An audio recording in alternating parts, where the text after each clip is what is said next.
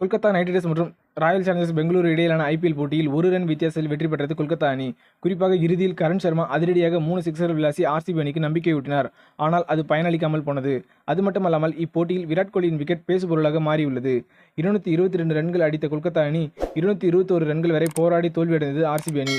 இப்போட்டியில் RCB batting செய்யும் பொழுது விராட் கோலி 2.1வது ஓவரின் பொழுது தனது விக்கெட்டை ஹர்ஷித் ராணா பந்துவீச்சில் விக்கெட் ஆனார். ஆனால் அப்பொழுது அப்பந்தானது ஃபுல் டாஸாக வீசப்பட்டது. இது நோபால் என பலரும் நினைத்த நிலையில் அம்பையர் நோபால் தரவில்லை.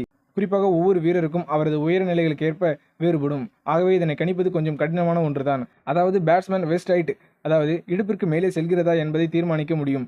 இதேபோல் விராட் கோலி பேட்டிங் செய்தபொழுது கிரீஸுக்கு வெளியே வந்து ஹர்ஷித் ராணா வீசிய ஃபுல் டாஸ் பந்தை சந்தித்தார்.